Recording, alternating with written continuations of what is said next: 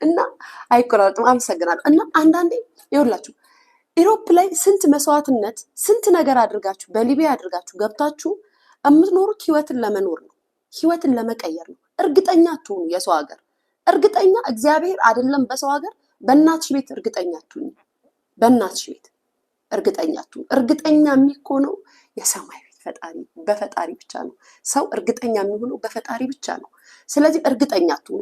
እኔ የምመክራችሁ ግን በአሁን እንደ ድሮ አይደለም። ይሄ ሚዲያ ላይ ያላችሁን እንቅስቃሴ በጣም ተጠንቀቁ። አንዳንዴ ስሜታዊ ትሆናላችሁ። አድናቆቱ ምኑ ሲመጣ ሳታስቡት ያልሆነ ነገር ውስጥ ትገባላችሁ። ስለዚህ መቼ እንደምትሄዱ እርግጠኛ አይደላችሁም። መኖር አለባችሁ። ለምን ትጨናነቃላችሁ?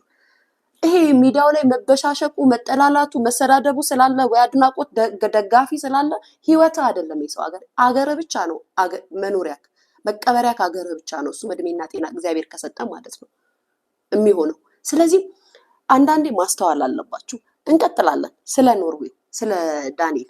በነገራችን ላይ በጣም የሚገርማችሁ ነገር ኢትዮጵያኖች ስትስቅ ሳይሆን ስታለቅስ የሚያዝንልህ ብዙ ነው። እውነት እንነጋገር ከተባለ ስትስቅ ስትደሰት የሚያዝንልህ የለም። ይሄ እንጃ ለምን እንደሆነ አላውቅም፣ ለምን እንደዚህ እንደሚሆን ማለት ነው። ስንስቅ ደስተኛ አንሆንም፣ በሰዎች ሳቅ ደስተኛ አንሆንም። በሀዘናችን ግን በጣም ነው ሰፖርት የምንደራረገው ስናዝን ማለት ነው። እና መጀመሪያ ኢንተርቪውን ስትሰሙ የተሰማችሁ ነገር አለ። ከዛ ሚዲያ ላይ የመጣ የተራገቡ ነገሮች አሉ። ከዛም በኋላ ደግሞ እኔም ልክ እንደናንተ የዛሬ 2 ዓመት የገርል ፍሬንድ የነበረችው የኤክሱን ኢንተርቪው ገብቼ ሰማው። ቤተሰብ የሰው ልጅ ሁሉም ሰው በህይወቱ ፐርፌክት አይደለም። እኛ በህይወታችን ፐርፌክት አይደለንም። ያውም ስደት ላይ ከአገር ውጭ ነን እየኖርን እኔ ያየሁትን ነው የምነግራችሁ። ጥላቻ እዚህ ሚዲያ ላይ ያሉ ሰዎች ጥላቻችን ፈሶ ፈሶ ፈሶ ፈሶ ፈሶ ለንግግራችን እንኳን ነግበን የሚለውን አናይም። እግዚአብሔር ምስክሬ ነው። እና አንዳንዴ የሰራውን ያጨደው እኛ ሰዎች ነን። ምናልባት በሰማነው ልክ ነው አስተያየት የምንሰጠው።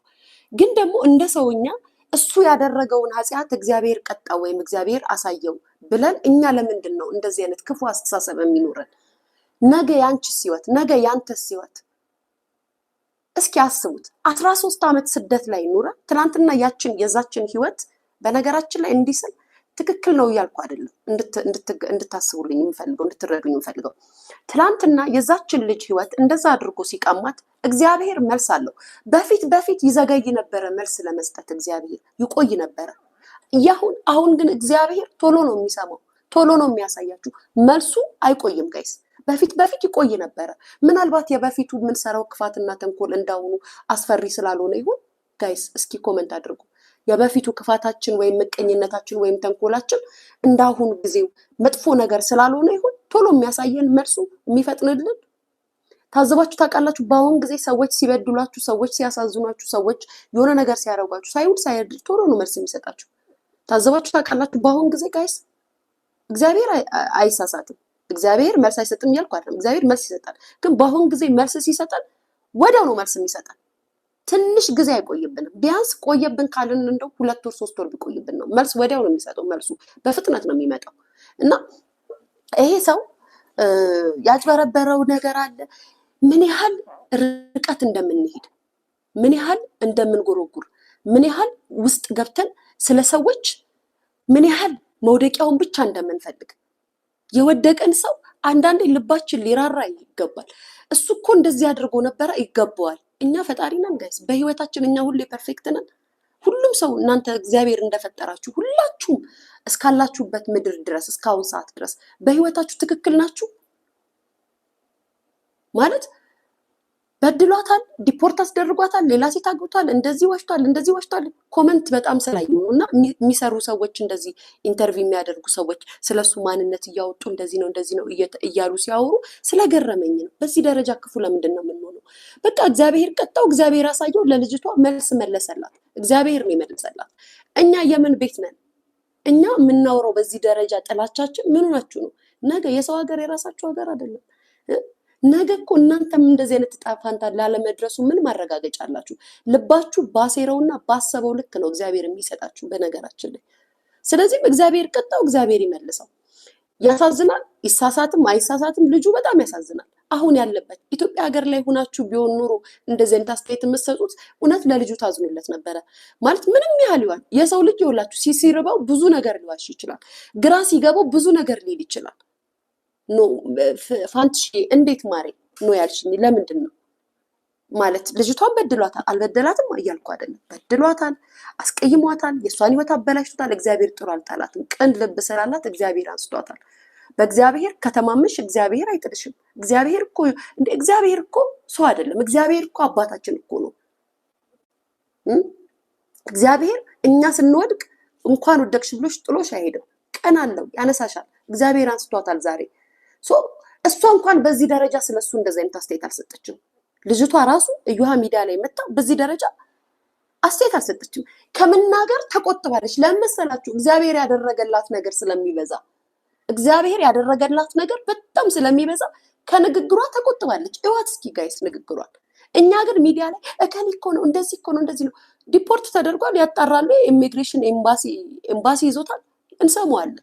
ያጭበረበረው ነገር አለ፣ ያጭበረበረው ነገር አለ። የሰው ልጅ ሳያጭበረብር አይኖርም። እናጭበረብራለን ጋይስ። በህይወታችን ሁላችንም ትክክል ሆነ ሰርተን አናውቅም። ምን ሁላችሁም ስደተኛ ስትሆኑ ወረቀት ለማግኘት ስንት ውሸት ነው የምትዋሹት ጋይስ? ስንት ውሸት ዋሽታችሁ ነው? ስንት ስም ነው የምትቀያይሩት?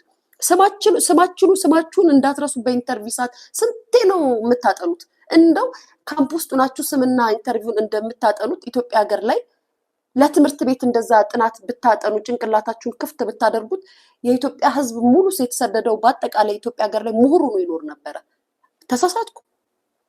ኢንተርቪው ሲኖራችሁ 2 ወር 3 ወር እንዴት ነው የምታጠኑት? እንዴት ነው የምትለበልቡት? ከዛም ኢሮፕ ላይ ያለው ግሪክ ላይ ያለው ኢንተርቪው ይለያል። የሆነ ሀገር ስትሄድ የምትሰጠው ኢንተርቪው ይለያል። የሆነ ሀገር አሁን እንደው ሳትተዋወቁ ቀርታችሁ ነው ጋይስ። እንደው እኔ እኮ ግርም ይለኝ እንደው ሳትተዋወቁ እርስ በርሳችሁ እንደው ማለት አባባሌ ገብቷችኋል? አሁን የሆነ ሰውን እንደ ትልቅ ነገር ኢሹ አንስተ የምታወራበትና የምትናገርበት ሁላችሁም ትክክል እንደዚህ ብሎ ነገር ባታረጉት ነው የምታወሩት። ግን ሁላችንም ኢትዮጵያኖች በኢሮፕ ስደት ስንወጣ ግሪክ የሰጠነው ኢንተርቪውና ቤልጂየም የምንሰጠው ቤልጂየም የሰጠነውና በወጣ የተካየኔና ታመሰግናለሁ። ቤልጂየም የሰጠነው ኢንተርቪውና እንግሊዝ የምንሰጠው ምናምን የምንሰጠው ኢንተርቪያችን የተለያየ ነው ጋይስ። አይደለም ነው አይደለም። የዚህ ሰው እየጎለጎላችሁ እንደዚህ እግዚአብሔር ታስፈሩኛላችሁ ጋይስ። እግዚአብሔር ምስክሬ እውነቷን ነው። ሳራቲ እኮ ታስፈሩኛላችሁ ያለችው ማለት ትተዋወቁታላችሁ። ውሸት ቢዋሽ እንኳን በሱ የተጀመረ እንዳልሆነ ተሳሳትኩ ቤተሰብ። ውሸት ቢዋሽ እንኳን ይሄ በሱ ብቻ እንዳልተጀመረ ጥንቅቅ አድርጋችሁ ልባችሁ ያውቃል። ነገርኳችሁ። ግሪክ ያለው ኢንተርቪያችሁ፣ ቤልጂየም ያለው፣ ፈረንሳይ ያለው፣ የሆነ ሀገር ያለው ኢንተርቪያችሁ በጣም የተለያየ ነው። የውሸት ጥግ ከሆነ በውሸትና በማስመሰል ከሆነ ብዙ አይነት ነገር ነው የምናወራው። ኢንተርቪው ስንሰጥ ያ ምንድነው እንጀራ ፍለጋ ለመኖር የመጣንበት ነገር ብዙ ስለሆነ ከዛም በኋላ ያችን ነገር ይዘን ሚዲያ ላይ ይሄ ሰው እስኪ አስቡት 13 ዓመት የኖረበትን የተሰደደበትን ተውት። እሱ የሰራውን በደል እኛ እግዚአብሔር አይደለንም። በቃ እግዚአብሔር ቀጥቷል። እግዚአብሔር ለልጅቷ መልስ ሰጥቷታል። እሱን አይደለም ግን አሁን ባለበት ወይ በሚታይበት ነገር እንደ ሰውኛ ያሳዝናል። 13 ዓመት ከዛ 3 ልጅ አለው ከተለያየ ሴት ምን አባታችሁ አገባችሁ? ልጁ ዋሽቷል። አሁን ካለበት ችግርና ህይወት እናንተ የምታወሩት ነገር ይጠቅማል እንደ ሰውኛ። እኔ ግን እግዚአብሔር አላቅም ጋይስ። እኔ ከእናንተ የተለየ አስተሳሰብ ይኖረኝ አላቅም። የሚመስላችሁ ተቃራኒ ለመሆን ፈልገሽ ምናምን አይደለም። እኔ ራሴ ተፈጥሮዬ ነው። እግዚአብሔር የሰጠኝ እንደዚህ ነው ማለት። የሆነ ሰው ይሳሳታል፣ ያጠፋል፣ የሆነ ነገር ይደርስበታል። ግን በዚህ ደረጃ ደረታችንንና ደምስራችንን ገትረን ስለዛ ሰው የሆነ ስላለበት ነገር እየጎለጎል እንደዚህ እኮ ነው እንደዚህ ነው እንደዚህ ብለ ለማንሳት አይደለም የምንሄደው። ለምንድን ነው ሚዲያ ላይ ተው ጋይስ። ዙራችሁ አገራችሁ ነው የምትገቡት። አገራችሁ ስትገቡ ኑሮንም ታዩታላችሁ፣ ህይወቱንም ታዩታላችሁ። ይሄ ማህበራዊ ህይወትን ታያላችሁ። ትላንትና ባደረጋችሁትና ባወራችሁት ነገር ራሳችሁ ትሸማቀቃላችሁ። እንደዚህ ተው ነው ሚዲያ ላይ። ውጭ ሀገር ስለኖራችሁ ውጭ ሀገር ስለሚኖሩ ምናምን አይባልም። ጊዜ የምትተማመኝበት ሀገር ባዳ ናት። ነገ ወደ ሀገርሽ ትገቢያለሽ።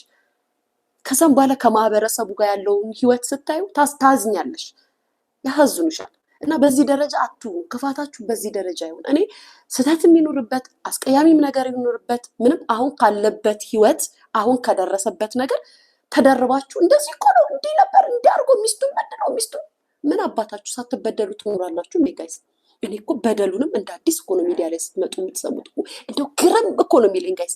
እንደው መበዳደላችንም እንደው ባሎቻችን ማስለቀሳቸውም ስደት ላይ ያለውንም ነገራችንም ልክ ሚዲያ ላይ የሆነ ሰው ሲያወራው እንደ አዲስ ነው በቃ የምትለኳኮሱት፣ እንደ አዲስ ማለት ነው። በደሉንም እና ለበደል አዲስ አይደለም፣